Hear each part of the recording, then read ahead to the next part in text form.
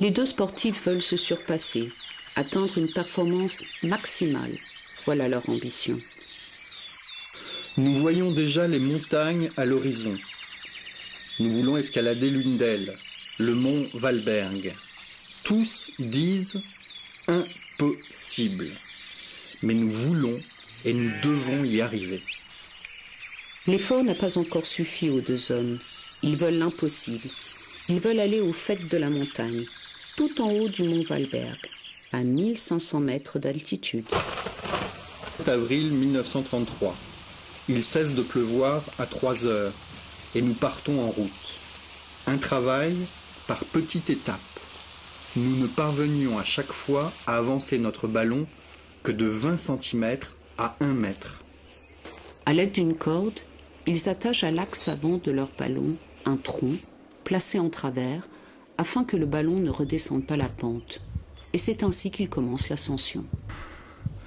Maintenant, nous ressentons peu à peu l'effort. L'ascension tourne à la torture. On tire et pousse le ballon géant de 10 cm en 10 cm vers le haut. 10 jours durant, de 700 à 1500 mètres d'altitude. Le 3e jour, au-dessus du grand fossé, ils doivent surmonter une pente impressionnante de 34%. Pour les derniers 50 mètres, nous avons eu besoin d'1 heure et demie.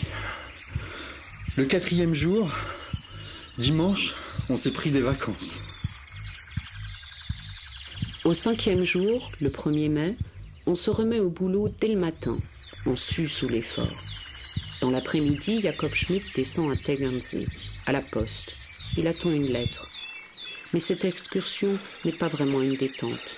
Il s'est trop dépensé jusque-là. Les ballonnautes s'épuisent lentement mais sûrement. Le 6e jour, il commence à avoir des doutes. Nous sommes de plus en plus faibles.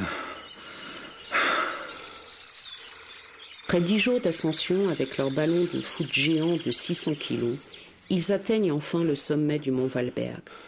À 10h15, ils sont au refuge. Le tenancier Kratzer nous a tout de suite donné à manger, même de l'argent. Nous sommes restés que quelques heures, puis Hübsch faisait de la réclame pour la visite de notre ballon, dimanche, au parc naturel sauvage. Quelle ambition, quelle impatience, quelle fébrilité! 10 jours d'ascension et à peine sont-ils arrivés au sommet qu'ils veulent déjà retourner dans la vallée, à cause de la réclame. La descente ne dure que 2h15. Une ruse empêche le ballon géant de se transformer en projectile mortel. Les gars de Hübsch ont scié une cime de sapin de 10 mètres de long qui a servi de frein.